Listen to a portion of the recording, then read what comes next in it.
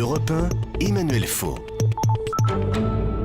Notre confrère écrivain Serge Raffi, l'invité d'Europe Nuit. Bonsoir Serge. Bonsoir. Je vous ai demandé de venir ce soir parce que vous connaissez votre François Hollande sur le bout des doigts. Vous avez publié au début de la campagne présidentielle Itinéraire secret de François Hollande chez Hachette Pluriel.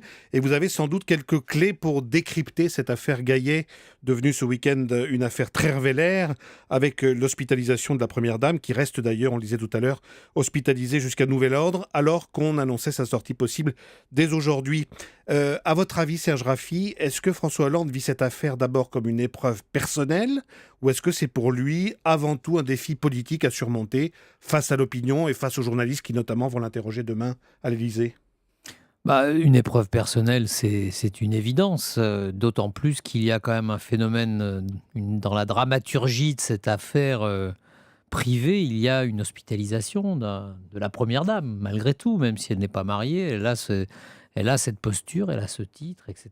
Et donc, c'est vrai que ça devient un vrai problème politique, parce que tant qu'on était dans une histoire privée pure, bon, avec un mini-scandale sorti qui est d'une grande banalité dans notre pays. D'ailleurs, les Français s'y intéressent au fond assez peu en apparence, parce que je crois que visiblement les ventes des journaux en ce moment contredisent sont les plutôt... sondages. Oui, les Voilà, ventes donc il faut être des très magazines prudent sont quand même très et pas élevées. tomber dans l'hypocrisie inverse. Mais c'est vrai que François Hollande est quelqu'un qui n'aime pas l'exhibition. C'est quelqu'un d'une grande pudeur. C'est quelqu'un qui sur la vie privée est quelqu'un qui verrouille terriblement. Donc pour lui, c'est une vraie épreuve, parce que tout cela dit exactement l'inverse de ce qu'il est et de ce qu'il a proclamé, parce que lui-même a dit: moi président, je serai irréprochable, et Est-ce même qu'il dans ce domaine. Demain peut-il dire encore séparation entre la vie privée et la vie publique ? Oui, je crois qu'il va rester sur cette posture-là. Et d'ailleurs, politiquement, je crois qu'il a raison. Parce que les Français, rappelez-vous Nicolas Sarkozy en 2008, quand il a voulu justement jouer la transparence avec une grande habileté, sa conférence de presse était d'ailleurs d'une habileté redoutable, mais les sondages lui ont donné tort, puisqu'il a perdu, il a chuté dans les sondages. Juste après, François Hollande, visiblement, ne commettra pas cette faute. L'Élysée sur une posture très dure, du genre on ne dira rien, et je pense qu'il y aura simplement une réponse à une question à la conférence de presse sur le thème: c'est une affaire privée, point à la ligne. Alors la fameuse clarification que Valérie Trierweiler elle-même semble appeler de ses voeux suppose un François Hollande qui tranche. Or, vous le savez, on reproche parfois au président de ne pas trancher dans l'action publique. Et est-ce que l'homme sera plus tranchant que le président ?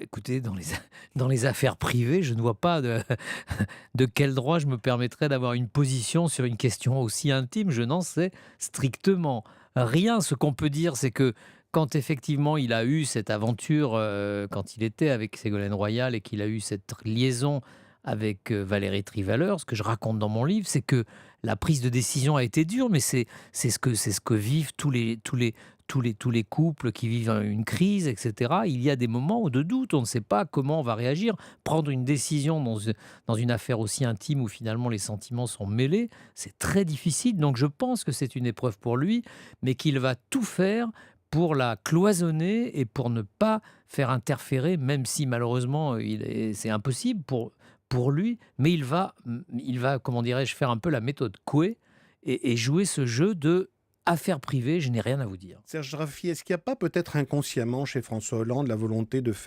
d'afficher une certaine modernité, c'est-à-dire je n'ai pas d'épouse mais j'ai une compagne, je vais à 3 rue de l'Élysée avec un casque et je suis pris par un photographe paparazzi qui peut-être a eu une certaine facilité à prendre la photo.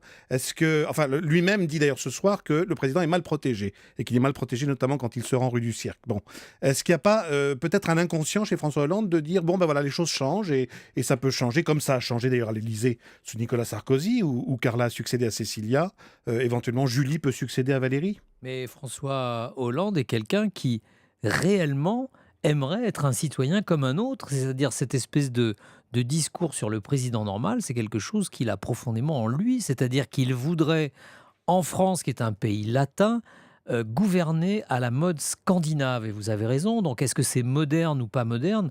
Pour moi, c'est moderne, mais visiblement, pour les Français, ça l'est moins. On est dans un pays bonapartiste, à tendance monarchiste. Il y a une espèce de monarchie républicaine dans notre pays, qui font que le président normal, tel qu'il a voulu l'incarner à la Scandinave, encore une fois, eh bien, en France, ça ne passe pas. En un mot, est-ce que cette affaire va pas peut-être contribuer à désacraliser la notion et la fonction de première dame, qui, on le sait, n'en est pas une en fait en France officiellement? Non, parce que là, on a vécu quand même une situation unique et exceptionnelle, c'est-à-dire où, au fond, un président de la République célibataire vit en concubinage avec une femme qui devient la première dame, mais qui, au fond, il n'y a pas de mariage, donc c'est quelque chose de tout à fait nouveau. Et je pense que les Français sont quand même prêts à l'accepter. Je pense que Hollande, ce que les Français lui demandent, c'est de réussir en matière d'emploi et en matière économique. Merci beaucoup Serge Raffi d'être venu dans Europe Nuit, itinéraire de François Hollande. C'est chez Pluriel.